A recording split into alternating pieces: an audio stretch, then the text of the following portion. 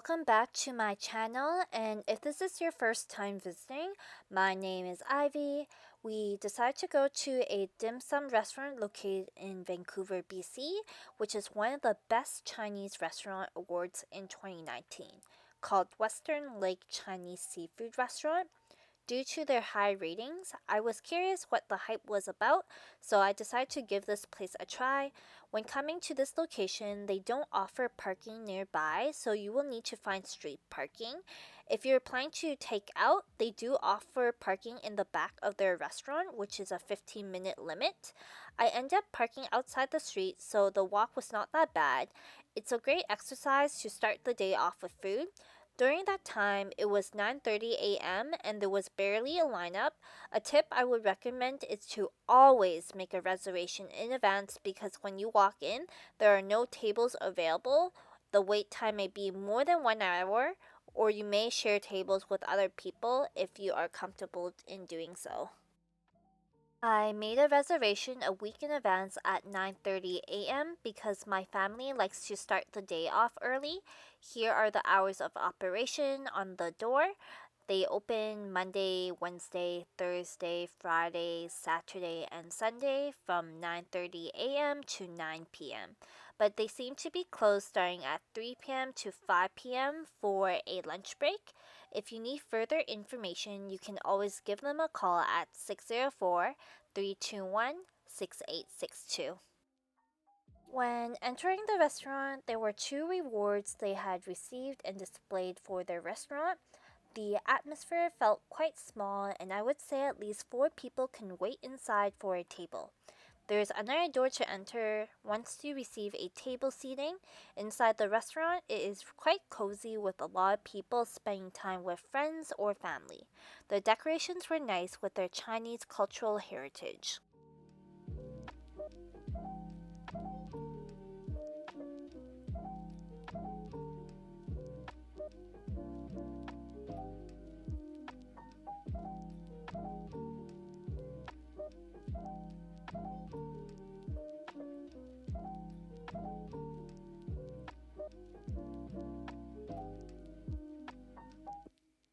The first side of the menu was nicely colored and simple. What I like about this is that there are some pictures of the main dishes that may be most ordered. If you are interested in ordering one of the pictures, there are small numbers on the bottom left corner that indicates which item it is.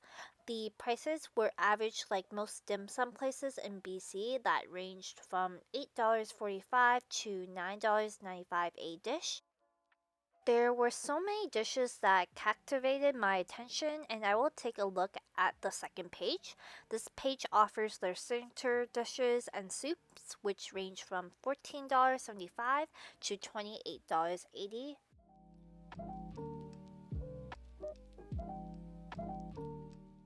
I decided to order 8 dishes in total, and most of the food choices I chose were my main choices. I would go for dim sum.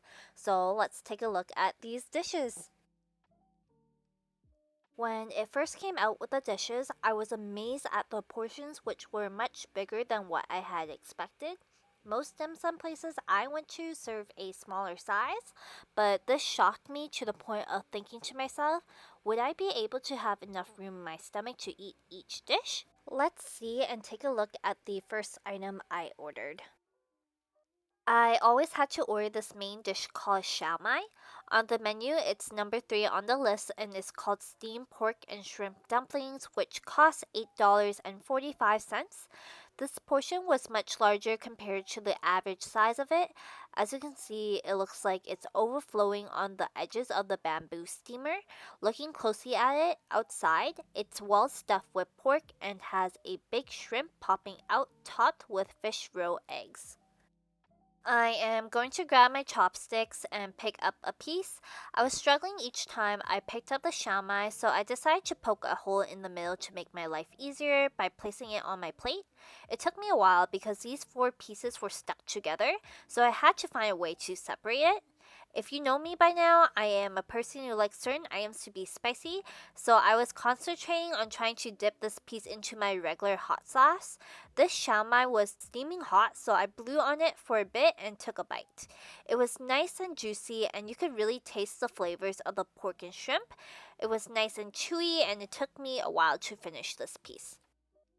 This dish right here is number 11 on the menu and is called steamed beef tripes and beef tendon, which costs $8.45.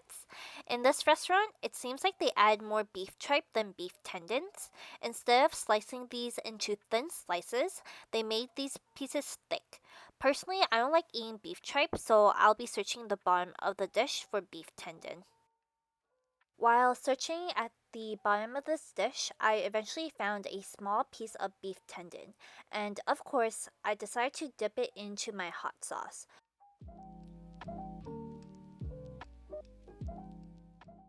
I took a bite, and it has a nice jelly like texture, perfectly matched up with the hot sauce. I was craving for something crispy, so I decided to order number 17 on the menu, called pan fried eggplant and shrimp paste with black bean sauce, which cost $8.45. I liked how they added a large portion of fried shrimp and eggplant, which was a nice vibrant color of purple. There were four eggplants in total, and they had cut each of them in half for us. I still had a hard time grabbing half of the piece, but eventually placed it on my plate.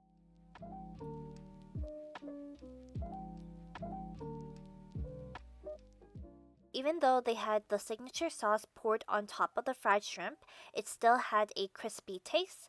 I liked these two combinations, and the eggplant helped ease down the strong flavor of the shrimp paste. The next dish looked delicious, and I believe this was my first time that I ever tried it in my life. It's number 32 on the menu and is called pan fried shrimp with chive dumplings, which cost $8.85. They were cutting these four pieces in half for us, and they looked very crispy. I was so excited to dig in and give it a try. Time to grab my chopsticks, and I tried my best to grab half of the piece onto my plate.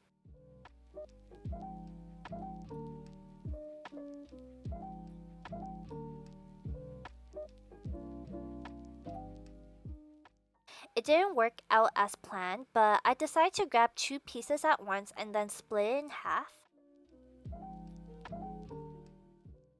I went in dipping the hot sauce and gave it a taste that was chewy and warm. It was a regular taste of eating steamed dumplings, but this one tasted much more crispier. When I see xiaolongbao, I always have to give these a try by comparing the different tastes from other cuisines. On the menu, it's number 5 and it's called steamed Shanghai juice pork dumplings, which cost $7.85. When they came out, it was steaming hot and was prepared to be eaten. I had to grab a small bowl to put a piece of xiaolongbao in it.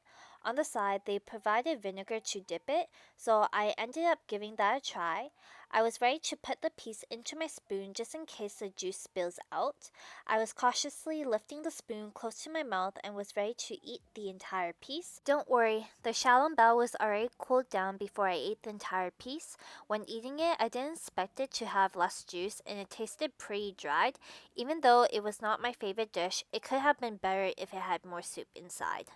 I had to order number 12 on the menu called steamed scallops and prawn dumplings, which cost $8.85. It was nicely wrapped in a soft textured skin with a prawn and whole scallop, topped off with fresh rolled eggs. I had to give this piece a try and the size was big, so I had to take a small bite. I liked how it tasted flavorful with the shrimp and a hint of scallop.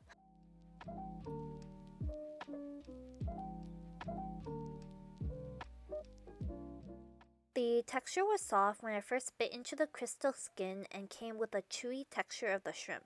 If you ever had steamed prawn dumplings, it is exactly like that, but it doesn't taste entirely like shrimp because of the additional topping, which was the scallop.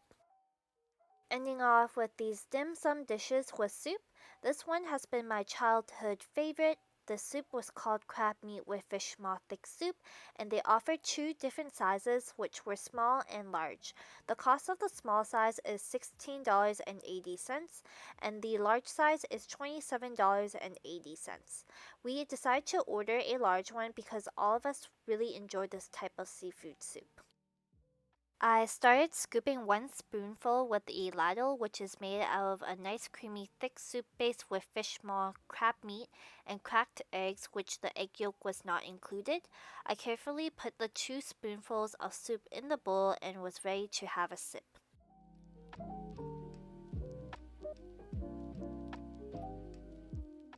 Once I took a sip, it gave me a soothing feeling down my stomach. Every ingredient that was placed in the soup tasted soft and the fish maw was tender. The soup was not very watery but had a starchy texture.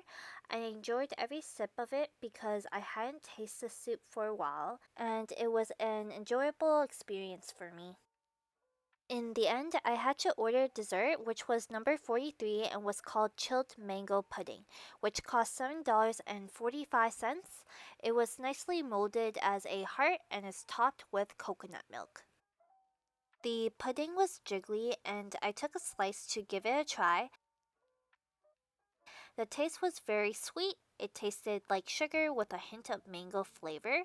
If you are a person who has a sweet tooth, I would recommend giving this a try. At the end of the day, we had ordered 8 dishes, and other additional charges were added for tea and the sauce. The total cost came to $97.18, and I would say the price was affordable when receiving these big portions.